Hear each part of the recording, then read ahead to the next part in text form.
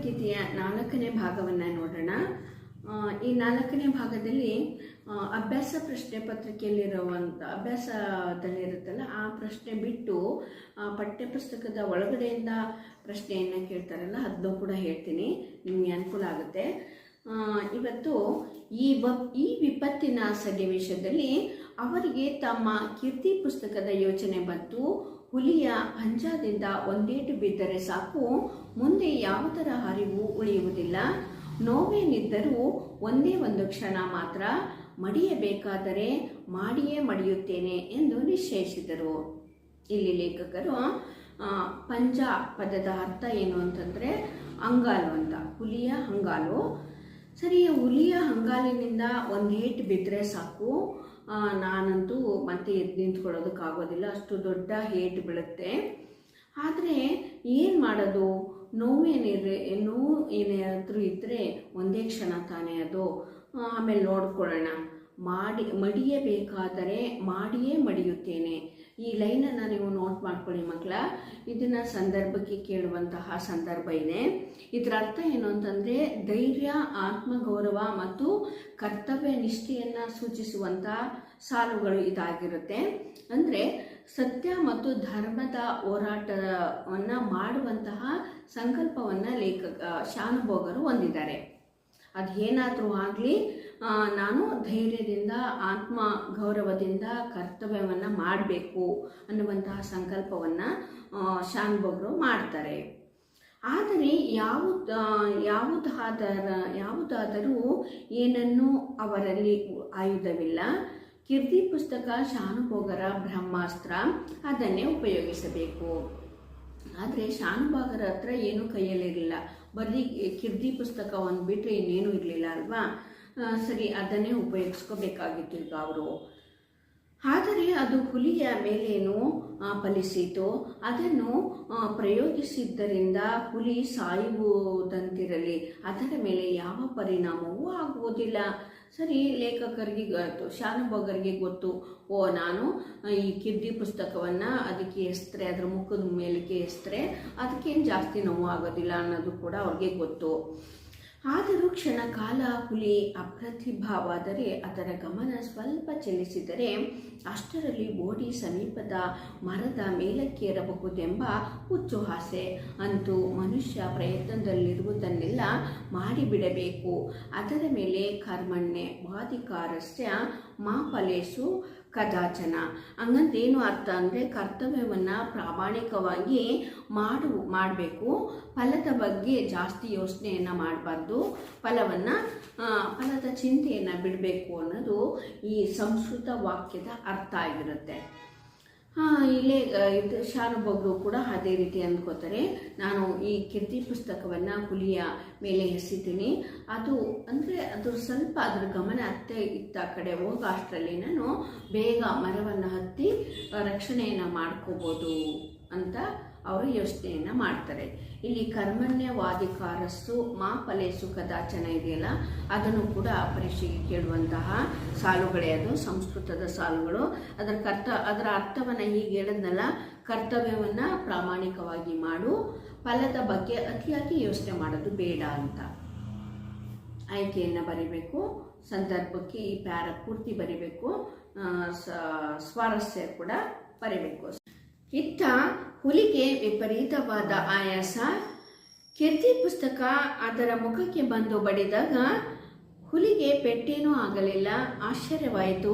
ಬಳಲಿಕೆಯಿಂದ ಜಡವಾಗಿದ್ದ ಮನಸ್ಸಿಗೆ ಪರಿಸ್ಥಿತಿಯ ಅರಿವಾಗಲು ಅರೆ ನಿಮಿಷ ಹಿಡಿಯಿತು. ಆ ಅರೆ ನಿಮಿಷದಲ್ಲಿ ಶಾನುಭೋಗರು ದೇವರೇ ಮರ ಹತ್ತುವಷ್ಟು ಅವಕಾಶ ಕರುಣಿಸು. ಸರಿ, ಶಾನುಭೋಗರಿಗೆ ತುಂಬ ಆಯಾಸ, ಹುಲಿಗೂ ಕೂಡ ಆಯಾಸ ಆಗಿತ್ತು, ಶಾನುಭೋಗರಿಗೂ ಕೂಡ ಆಯಾಸ ಆಗಿತ್ತು. ಸರಿ, ಅವರು ಕೀರ್ತಿ ಪುಸ್ತಕವನ್ನು ಹುಲಿಯ ಮುಖದ ಮೇಲೆ ಎಸಿತಾರೆ. ಅಷ್ಟರಲ್ಲಿ ಹುಲಿಗೇನು ನೋವು ಆಗಲಿಲ್ಲ, ಆದರೆ ಜಡ ಸ್ಥಿತಿ ಬರುತ್ತೆ. ಬಂದ ತಕ್ಷಣ ಅರೆ ನಿಮಿಷ ಅಂದರೆ 1 ನಿಮಿಷ ಅಂತ, ಒಂದು ಸ್ವಲ್ಪ ನಿಮಿಷದಲ್ಲಿ ಶಾನುಭೋಗರು ಅಂದ್ಕೋತಾರೆ, ದೇವರೇ ಮರ ಹತ್ತುವಷ್ಟು ಅವಕಾಶವನ್ನು ಕೊಡಪ್ಪ ಅಂತ ಕೇಳ್ಕೋತಾರೆ. ಮರವನ್ನು ಏನು ಹೇಳುತ್ತಾ ಒಂದೇ ಉಸಿರಿನಲ್ಲಿ ಮರದ ಕಡೆಗೆ ಧಾವಿಸಿದರು. ಆದರೆ ದೇವರ ರಕ್ಷಣಾ ವ್ಯವಸ್ಥೆ ಬೇರೆ ಇತ್ತು. ಮರಕ್ಕೆ ಕೆಲವು ಅಡಿ ದೂರದಲ್ಲಿ ನೆಲದಿಂದ ಮೇಲೆದ್ದುಕೊಂಡಿದ್ದ ಕಲ್ಲನ್ನು ಎಡವಿ ಶಾನುಭೋಗರು ಬಿದ್ದರು. ಮೊದಲೇ ತರಿವಾಗಿತ್ತು. ಪೆಟ್ಟು ಬಿದ್ದ ಪೆಟ್ಟಿಗೆ ಪ್ರಜ್ಞೆ ತಪ್ಪಿತು. ಸರಿ, ಶಾನುಭೋಗರಿಗೆ ಏನಾಗುತ್ತೆ, ದೇವರೇ ಮರ ಹತ್ತುವಷ್ಟು ಅವಕಾಶವನ್ನು ಕರುಣಿಸು ಅಂತ ಹೇಳಿ ಮರ ಹತ್ತೋದಕ್ಕೆ ಶುರು ಮಾಡ್ತಾರೆ. ಆವಾಗ ಓಡ್ತಾರಲ್ಲ, ಆ ವೇಗದಲ್ಲಿ ಕಲ್ಲು ಹಿಡಿವಿ ಕೆಳಗಡೆ ಬಿದ್ದೋಗ್ತಾರೆ ಶಾನುಭೋಗರು. ಆವಾಗ ಪ್ರಜ್ಞೆ ತಪ್ಪಿತ್ತು ಶಾನುಭೋಗರಿಗೆ. ಅವರಲ್ಲಿ ಯಾವುದೊಂದು ಇಂದ್ರಿಯವು ಚುರುಕಾಗಿ ಕೆಲಸ ಮಾಡುತ್ತಿರಲಿಲ್ಲ. ಮನಸ್ಸು ಅಸ್ಪಷ್ಟ ಸ್ಥಿತಿಯಲ್ಲಿತ್ತು. ಕಣ್ಣು ಮಂಜು. ಎಷ್ಟು ಹೊತ್ತು ಆ ಸ್ಥಿತಿಯಲ್ಲಿದ್ದರೋ ಅವರಿಗಂತೂ ತಿಳಿಯದು. ಎಚ್ಚೆತ್ತಾಗ ಅವರ ಬಳಿಯಲ್ಲಿ 4-5 ಜನ ನಿಂತಿದ್ದರು. ತಮ್ಮ ಮುಖವೆಲ್ಲ ಒದ್ದೆಯಾಗಿತ್ತು. ಇನ್ನೂ ಯಾರೋ ನೀರು ಚಿಮುಕಿಸುತ್ತಲೇ ಇದ್ದರು. ಸರಿ, ಅವರು ಕೆಳಗಡೆ ಕಲ್ಲು ತಡವಿ ಬಿದ್ದ ತಕ್ಷಣ ಅವ್ರಿಗೆ ಯಾವ ಇಂದ್ರಿಯಗಳು ಕೂಡ ಕೆಲಸ ಮಾಡ್ತಾ ಇರಲಿಲ್ಲ. ಅಂದರೆ ಕಣ್ಣು, ಮೂಗು, ಕಿವಿ ಯಾವುದು ಕೂಡ ಕೆಲಸ ಮಾಡ್ತಾ ಇರಲಿಲ್ಲ. ಸ್ವಲ್ಪ ಕಣ್ಣು ಕೂಡ ಮಂಜಾಗಿತ್ತು. ನಂತರ ಕಣ್ಣು ಬಿಟ್ಟು ನೋಡ್ತಾರೆ. ಆವಾಗ 4-5 ಜನ ಇವ್ರಿಗೆ ನೀರನ್ನು ಚಿಮುಕಿಸುತ್ತಾ ಇದ್ದರು. ಶಾನುಭೋಗರು ಮೂರ್ಛೆಯಲ್ಲಿದ್ದಾಗ ನಡೆದದ್ದು ಇಷ್ಟು. ಚಿಕ್ಕನಾಯಕನಹಳ್ಳಿಗೆ ತೆಂಗಿನಕಾಯಿ ತುಂಬಿಕೊಂಡು ಹೋಗಿದ್ದ ಕೆಲವು ರೈತರು ತಿಂಗಳ ಬೆಳಕಿನಲ್ಲಿ ಗಾಡಿ ಹೊಡೆದುಕೊಂಡು ತಮ್ಮ ಹಳ್ಳಿಗೆ ಹಿಂದಿರುಗುತ್ತಿದ್ದರು. ಶಾನುಭೋಗರು ಬಿದ್ದ ಸ್ಥಳಕ್ಕೆ ಕಾಲು ಹರಿದಾರಿ ಇದೆ ಎನ್ನುವಾಗ ಎತ್ತುಗಳು ಏನು ಮಾಡಿದರೂ ಮುಂದೆ ಹೋಗದೆ ಕಣಿ ಹಾಕಿಕೊಂಡವು. ಸರಿ, ಶಾನುಭೋಗರು ಮೂರ್ಛೆಯಲ್ಲಿ ಬಿದ್ದಿದ್ರಲ್ಲ, ಆವಾಗ ಏನು ನಡತ್ತು ಅನ್ನೋದನ್ನ ಹೇಳ್ತಾ ಇದ್ದಾರೆ ಇಲ್ಲಿ. ಸರಿ, ಅವರು ಮೂರ್ಛೆಯಲ್ಲಿದ್ದಾಗ ಚಿಕ್ಕನಾಯಕನಹಳ್ಳಿಗೆ ತೆಂಗಿನಕಾಯಿಯನ್ನು ತುಂಬಿಕೊಂಡು ಹೋಗ್ತಾ ಇದ್ದಂಥ ರೈತರು ಶಾನುಭೋಗರು ಬಿದ್ದಿರೋದನ್ನ ನೋಡ್ತಾರೆ. ನೋಡಿದಾಗ ಅದು ಸ್ವಲ್ಪ ಹರಿದಾರಿ ಇತ್ತಂತೆ, ನಡ್ಕೊಂಡು ಹೋಗುವಂತಹ ದಾರಿ ಆಗಿತ್ತು. ಹಾಗೆ ಎತ್ತುಗಳು ಮುಂದೆ ಹೋಗ್ತಾ ಇರಲಿಲ್ಲ, ಕಣಿ ಹಾಕ್ಕೊಂಡು ಅಲ್ಲೇ ನಿಂತ್ಕೋತವೆ. ಅವಕ್ಕೂ ಕೂಡ ಭಯ ಆಗಿತ್ತು, ಇಲ್ಲಿ ಹುಲಿ ಸಂಚಾರ ಇದೆ ಅಂತ. ಅದರಿಂದಲೇ ಅವು ಕಣಿ ಹಾಕ್ಕೊಂಡು ನಿಂತಿದ್ದವು. ಅದೇ ವೇಳೆಗೆ ಎದೆ ನಡುಗುವಂತೆ ಹುಲಿಯ ಗರ್ಜನೆ ಕೇಳಿಸಿತು. ಎತ್ತುಗಳ ಗಂಟೆಯ ಶಬ್ದವನ್ನು ಕೇಳಿದ ಹುಲಿ ಕೆಲವು ನಿಮಿಷ ತಡೆದು ನೋಡಿತು. ಆದರೆ ರೈತರ ಮಾತು ಕೇಳಿ ಬಂದ ಮೇಲೆ ನಿರಾಶೆಯಿಂದಲೂ ಕೋಪದಿಂದಲೂ ಗರ್ಜಿಸಿ ಪಲಾಯನ ಮಾಡಿತು. ಸರಿ, ಎತ್ತುಗಳು ಕಡಿಯನ್ನು ಹಾಕ್ಕೊಂಡು ನಿಂತಿದ್ದೋ, ಮುಂದೆ ಹೋಗಲಿಲ್ಲ. ಅದ್ರ ಜೊತೆಗೆ ಹುಲಿಯ ಶಬ್ದನೂ ಕೂಡ ಕೇಳಿಸ್ತು. ಸರಿ, ರೈತರು ಏನು ಮಾಡ್ತಾರೆ, ಸ್ವಲ್ಪ ಅವರು ಅಲ್ಲೇ ನಿಂತ್ಕೊಂಡು ನೋಡ್ತಾ ಇದ್ದಾರೆ, ನಿರಾಶೆಯಿಂದ ನೋಡ್ತಾ ಇದ್ದಾರೆ. ನಿರಾಶೆಯಿಂದ ಹುಲಿ ನೋಡ್ಬಿಟ್ಟು ವಾಪಸ್ ಹಿಂದೆ ಹೋಗ್ತಾ ಇದೆ. ಇವರು ಶಬ್ದ ಮಾಡ್ತಾ ಅಲ್ಲೇ ನಿಂತಿದ್ದಾರೆ. ಗಾಡಿಯವರು 5 ಜನ ಬಿದ್ದರೂ ಗರ್ಜನೆ ಕೇಳಲಿಲ್ಲ. ಅನಂತರ ಅವರು ತಮ್ಮಲ್ಲಿದ್ದ ಕೋವಿಯಿಂದ 1-2 ತೋಟ ಹಾರಿಸಿ ಕೈಲಾದಷ್ಟು ಗಲಭೆ ಮಾಡುತ್ತಾ ತೆಂಗಿನ ಗರಿಯ ಪಂಜು ಹೊತ್ತಿಸಿಕೊಂಡು ಜಾಗರೂಕತೆಯಿಂದ ಮುಂದುವರಿದರು. ಮೂರ್ಛೆಯಲ್ಲಿ ಬಿದ್ದಿದ್ದ ಶಾನುಭೋಗರನ್ನು ಕಂಡು ಮುಖದ ಮೇಲೆ ನೀರೆರಚಿ ಎಚ್ಚರಿಸಿದರು. ಸರಿ, ಶಾನುಭೋಗರು ಕೆಳಗಡೆ ಜ್ಞಾನ ತಪ್ಪಿ ಬಿದ್ದಾಗ ಇಷ್ಟೇ ನಡೆದಿದ್ದು. ಚಿಕ್ಕನಾಯಕನಹಳ್ಳಿಗೆ ಕಾಯಿಗಳನ್ನು ತುಂಬಿಕೊಂಡು ರೈತರು ಹೋಗ್ತಾ ಇದ್ರು, ಇವರು ಬಿದ್ದಿದ್ರು. ಹುಲಿನೂ ಕೂಡ ಗರ್ಜನೆ ಮಾಡ್ತಾ ಇತ್ತು. ರೈತರ ಶಬ್ದವನ್ನು ಕೇಳಿ ಅದು ಮುಂದೆ ಹೋಗುತ್ತೆ. ಇಲ್ಲಿ ರೈತರು ಏನು ಮಾಡ್ತಾರೆ, ಪಂಜನ್ನು ಹತ್ತಿಸ್ತಾರೆ, ಅಂದರೆ ಬೆಂಕಿಯನ್ನು ಹತ್ತಿಸಿ ಸ್ವಲ್ಪ ಕೋವಿಯಿಂದ ಅಂದರೆ ಮದ್ದು ಗುಂಡುಗಳನ್ನು ಹಾರಿಸಿ ಶಬ್ದ ಮಾಡ್ತಾರೆ. ಆವಾಗ ಹುಲಿ ನಿರಾಸೆಯಿಂದ ಮುಂದೆ ಹೊಟ್ಟೋಗ್ಬಿಡುತ್ತೆ. ಆಗ ರೈತರು ಆ ಶಾನುಭೋಗರಿಗೆ ನೀರೆರಚುವಂತಹ ದೃಶ್ಯ ಇಷ್ಟು ನಡೆಯುತ್ತೆ. ಮೊದಲೇ ಹೇಳಿದಂತೆ ಶಾನುಭೋಗರು ಗಟ್ಟಿ ಮನಸ್ಸಿನವರು. ಬೇಗ ಚೇತರಿಸಿಕೊಂಡಿದ್ದು ನಡೆದ ಸಂಗತಿಯನ್ನೆಲ್ಲ ನೆನಪಿಗೆ ತಂದುಕೊಂಡರು. ಮೈಕೈ ಸ್ವಲ್ಪ ನಡುಗುತ್ತಿದ್ದೇ ಹೊರತು ಅವರಿಗೆ ಮೈಯಲ್ಲಿ ಗಾಯವೇನೂ ಆಗಿರಲಿಲ್ಲ. ಆದರೆ ಇದಿಷ್ಟೇ ನಡೆದಿದ್ದು. ಸರಿ, ಮೈಕೈ ಸ್ವಲ್ಪ ನೋವಾಗಿತ್ತು, ಅಷ್ಟು ಬಿಟ್ಟರೆ ಅವ್ರಿಗೆ ಗಾಯವೇನೂ ಆಗಿರಲಿಲ್ಲ. ಹುಲಿಯ ಭಯವೇನೋ ಕಳೆದಿತ್ತು. ಕೀರ್ತಿ ಪುಸ್ತಕವನ್ನು ಮತ್ತೆ ಪಡೆದು ಭದ್ರ ಮಾಡಿಕೊಂಡಿದ್ದಾಯಿತು. ಸರಿ, ಶಾನುಭೋಗರು ಏನು ಮಾಡ್ತಾರೆ, ಗಾಯ ಏನೂ ಆಗಿಲ್ಲ ಅಂತ ಹೇಳಿ ಕೀರ್ತಿ ಪುಸ್ತಕ ಎಲ್ಲ ಬಿದ್ದೋಗಿರುತ್ತಲ್ಲ ಅದನ್ನು ಎತ್ತಿ ಕೈಯಲ್ಲಿ ಇಟ್ಕೋತಾರೆ, ಭದ್ರ ಮಾಡ್ಕೋತಾರೆ. ಆದರೆ ಅವರ ಮನಸ್ಸನ್ನೆಲ್ಲ ವಿಸ್ಮಯ ಆವರಿಸಿತು. ತಾವು ಉಳಿದದ್ದು ಹೇಗೆ? ನಿಸ್ಸಹಾಯಕರಾಗಿ ಪ್ರಜ್ಞೆ ಇಲ್ಲದೆ ಬಿದ್ದಿದ್ದಾಗ ಹುಲಿ ತಮ್ಮನ್ನು ಎಳೆದುಕೊಂಡು ಹೋಗಲಿಲ್ಲಬೇಕೆ?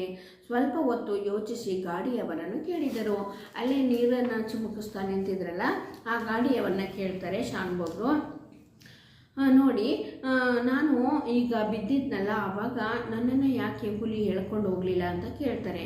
ಮತ್ತು ಇನ್ನೊಂದು ಪ್ರಶ್ನೆಯನ್ನು ಕೂಡ ಕೇಳ್ತಾರೆ, ನಾನು ಮುಖ ಮೇಲಾಗಿ ಬಿದ್ದಿದ್ದೇನೆ ಎಂದು ಇಲ್ಲ, ಅವರು ಬಿದ್ದದ್ದು ಬೆನ್ನ ಮೇಲಾಗಿ. ಶಾನುಭೋಗರ ಸಮಸ್ಯೆಗೆ ಉತ್ತರ ದೊರೆತಂತಾಯಿತು. ಅದಕ್ಕೆ ಅವ್ರು ರೈತರು ಹೇಳ್ತಾರೆ, ನೋಡಿ ನೀವು ಬಿದ್ದಿದ್ದು ಬೆನ್ನು ಮೇಲೆ ಮಾಡಿ ಬಿದ್ದಿದ್ರಿ ಅಂತ ಹೇಳ್ತಾರೆ. ಆವಾಗ ಕೊನೆಯವರೆಗೂ ಆ ಪ್ರಾಣಿ ತನ್ನ ಕುಲಧರ್ಮವನ್ನು ಪಾಲಿಸಿಕೊಂಡೇ ಬಂದಿತು. ಉದಾರ ಹೃದಯರಾದ ಶಾನುಭೋಗರ ಬಾಯಿಂದ ಭಲೆ ಎಂಬ ಮೆಚ್ಚುಗೆಯ ಮಾತು ಹೊರಟಿತು. ಸಂದರ್ಭವನ್ನರಿಯದೆ ಈ ಶಾನುಭೋಗರಿಗೆ ಹುಚ್ಚಿ ಹಿಡಿಯಿತೋ ಎನ್ನುವಂತೆ ನೋಡುತ್ತಿದ್ದ ಗಾಡಿಯವರಿಗೆ ಅಂದಿನ ಕಥೆಯನ್ನೆಲ್ಲ ಹೇಳಿದರು. ಸರಿ, ಇವರು ಇದನ್ನೆಲ್ಲ ಪ್ರಶ್ನೆ ಕೇಳ್ತಾ ಇದ್ರಲ್ಲ, ಅದನ್ನು ನೋಡಿ ಅಲ್ಲಿ ಗಾಡಿಯವರೆಲ್ಲರೂ ಕೂಡ ಆಶ್ಚರ್ಯ, ಇದೇನು ಅವನಿಗೆ ಹುಚ್ಚಿಡ್ದಿದೆಯಾ ಏನು ಅಂತ ಮಾತಾಡ್ಕೋತಾ ಇದ್ರಂತೆ. ಆವಾಗ ಹೇಳಿದ್ರಂತೆ, ನೋಡಿ ಹಿಂಗೆಲ್ಲ ನಡೀತು, ನಾನು ಬರ್ತಾ ಇರಬೇಕಾದ್ರೆ ಇಷ್ಟೆಲ್ಲ ನಡೀತು ಅಂತ ಎಲ್ಲ ಕಥೆಯನ್ನು ಆ ರೈತರಿಗೆ ಹೇಳ್ತಾರೆ. ಶಾನುಭೋಗರು ಕುಡಿದ ನೀರು ಹಲುಗದ ಹಾಗೆ ಎನ್ನಲಾಗದಿದ್ದರೂ ಜೀವ ಸಹಿತ ಮನೆ ಸೇರಿಕೊಂಡರು. ಅಂತೂ ಇಂತೂ ಶಾನುಭೋಗರು ಏನು ಅಪಾಯವನ್ನು ತಂದು ಒಡ್ಕೊಳ್ಳದೆ ಅವರು ಕುಡಿದ ನೀರು ಹಲುಗದ ಹಾಗೆ ಅನ್ನಲಾಗದೇ ಇದ್ರೂ ಕೂಡ ಏನು ಅವರು ತೊಂದರೆ ಆಗದೆ ಸೇಫಾಗಿ ಮನೆಯನ್ನು ಸೇರ್ತಾರೆ, ಮೃಷ್ಟಾನ್ನ ಭೋಜನವನ್ನು ಮಾಡ್ತಾರೆ. ಹುಲಿ ಈಗ ಎಷ್ಟು ಹಸಿದಿರಬೇಕು ಎಂಬ ಯೋಚನೆ ಬಂದಾಗ ಅವರ ವದನಾರವಿಂದದಲ್ಲಿ ಮುಗುಳು ನಗೆ ಮೂಡಿತು. ಸರಿ, ನಾನೇನೋ ಹಸ್ತಿದ್ದೆ, ಈಗ ಊಟವನ್ನು ಮಾಡ್ತಾಯಿದ್ದೀನಿ, ಹುಲಿನೂ ಕೂಡ ಎಷ್ಟು ಹಸ್ತಿರ್ಬೋದು ಅಂತ ಯೋಚನೆ ಮಾಡ್ತಾರೆ. ವದನ ಅರವಿಂದ ಬಿಡಿಸ್ಬೇಕು, ವದನ ಪ್ಲಸ್ ಅರವಿಂದ ಅಂತ, ವದನ ಅರವಿಂದ ಆಗ ಸವರ್ಣ ದೀರ್ಘ ಸಂಧಿಗೆ ಉದಾಹರಣೆ ಆಗುತ್ತೆ. ಸರಿ, ಊಟದ ರುಚಿ ಮಾಡಿ ಆಯಿತು. ಸರಿ, ಈಗ ಹುಲಿ ಕೂಡ ಹಸ್ತಿದೆ ಅಂತ ಹುಲಿಯನ್ನು ನೆನೆಸ್ಕೊಂಡಾಗ ಅವರು ಊಟ ಮಾಡ್ತಾ ಇರುವಂಥ ಊಟಕ್ಕೆ ಸ್ವಲ್ಪ ರುಚಿ ಜಾಸ್ತಿ ಆಯ್ತಂತೆ. ಅವರಿಗೆ ಅರೆ ನಿಮಿಷದ ಅವಕಾಶವನ್ನು ಒದಗಿಸಿಕೊಟ್ಟು ಪ್ರಾಣವನ್ನು ಕಾಪಾಡಿದ ಆ ಕೀರ್ತಿ ಪುಸ್ತಕ ಎಂದಿನಂತೆ ತನ್ನ ಜೀರ್ಣವಸ್ತದ ಹೊದಿಕೆಯಲ್ಲಿ ತೊಲೆಯಲ್ಲಿ ವಿಶ್ರಾಂತಿ ಪಡೆಯುತ್ತಿತ್ತು. ಸರಿ, ಅಂತ ಇದ್ದು ಪ್ರತಿದಿನ ಅವರು ಯಾವ ರೀತಿ ತೊಲೆಯ ಮೇಲೆ ಆ ಕೀರ್ತಿ ಪುಸ್ತಕವನ್ನು ಬ್ಯಾಗನ್ನು ನೇತಾಕ್ತಾ ಇದ್ರಲ್ವ, ಅದೇ ಥರ ಅವರು ವಿಶ್ರಾಂತಿ ಪಡೆಯೋದಕ್ಕೆ ನೇತಾಕ್ತಾರೆ. ಶಾನುಭೋಗರ ದೃಷ್ಟಿಯು ಅನಂತ ವಾತ್ಸಲ್ಯದಿಂದ ಕೃತಜ್ಞತೆಯಿಂದ ಆ ಕಡೆಗೆ ಹೊರಳಿತು. ಒಂದು ಕ್ಷಣ ಅವರು ಆ ಕೀರ್ತಿ ಪುಸ್ತಕವನ್ನು ನೋಡಿ ಖುಷಿಯನ್ನು ಪಡ್ತಾರೆ. ಆ ಶಾನುಭೋಗರಿಗಂತೂ ಈಗ ಇಲ್ಲ, ಆದರೆ ಕೀರ್ತಿ ಪುಸ್ತಕ ಇಂದಿಗೂ ಭದ್ರವಾಗಿದೆ. ದೇವರ ಮಂದಹಾಸನದ ಮೇಲೆ ಮಂಡಿಸಿ ಶಾನುಭೋಗರ ಸಂತತಿಯವರಿಂದ ಈಗಲೂ ಪೂಜೆಯನ್ನು ಕೈಗೊಳ್ಳುತ್ತಿದೆ. ಅಂತೂ ಇಂತೂ ಶಾನುಭೋಗರ ವಂಶಸ್ಥರು ಈಗ ಇಲ್ಲದೆ ಇರ್ಬೋದು, ಆದರೆ ಅವರೆಲ್ಲರೂ ಕೂಡ ಸತ್ತೋಗಿರ್ಬೋದು, ಆದರೆ ಅವರ ವಂಶಸ್ಥರು ಇರ್ತಾರಲ್ಲ ಅವರು ಈಗಲೂ ಕೂಡ ಆ ಕೀರ್ತಿ ಪುಸ್ತಕವನ್ನು ಇಟ್ಟು ಪೂಜೆಯನ್ನು ಮಾಡ್ತಾರಂತೆ. ಅವರೆಲ್ಲರ ಕೃತಜ್ಞತೆಯು ಅದಕ್ಕೆ ಸಂದಿದೆ. ಆದರೆ ನಿಜವಾಗಿ ನೋಡಿದರೆ ಶಾನುಭೋಗರು ಉಳಿದದ್ದು ಕೀರ್ತಿ ಪುಸ್ತಕದಿಂದಲ್ಲ, ಹುಲಿಯ ಧರ್ಮಶ್ರದ್ಧೆಯಿಂದ. ಆ ಗುಣವನ್ನು ಹಾಡಿ ಹೊಗಳುವ ಭಾಗ್ಯ ನನ್ನ ಪಾಲಿಗೆ ಬಂದಿದೆ ಅಂತ ಇಂದು ಲೇಖಕರಾದಂಥ ಮೂರ್ತಿರಾವ್ ಹೇಳ್ತಾ ಇದ್ದಾರೆ. ಶಾನುಭೋಗರು ಉಳಿದಿದ್ದು ಕೀರ್ತಿ ಪುಸ್ತಕದಿಂದಲ್ಲ, ಆದರೆ ಹುಲಿಯ ಧರ್ಮಶ್ರದ್ಧೆಯಿಂದ ಶಾನುಭೋಗರು ಉಳಿದ್ರು. ಅಂತೂ ಇಂತೂ ಈ ಕಥೆಯನ್ನು ಹಾಡಿ ಹೊಗಳುವಂತಹ ಭಾಗ್ಯ ಲೇಖಕರಾದಂತಹ ಮೂರ್ತಿರಾವ್ ಅವರಿಗೆ ಸಿಕ್ತು. ಇಲ್ಲಿಗೆ ವ್ಯಾಕರಣಗೀತೆ ಪಾಠ ಮುಕ್ತಾಯ ಆಯಿತು. ಚೆನ್ನಾಗಿ ಓದಿ. ಯಾವುದ್ರ ಬಗ್ಗೆ ಪ್ರಶ್ನೆ ಬೇಕು ಅದನ್ನು ಕಮೆಂಟ್ ಮೂಲಕ ತಿಳಿಸಿ. ವಿಡಿಯೋ ನಿಮಗೆ ಇಷ್ಟ ಆಯಿತು ಅಂತ ಭಾವಿಸ್ತೀನಿ. ಲೈಕ್ ಮಾಡಿ.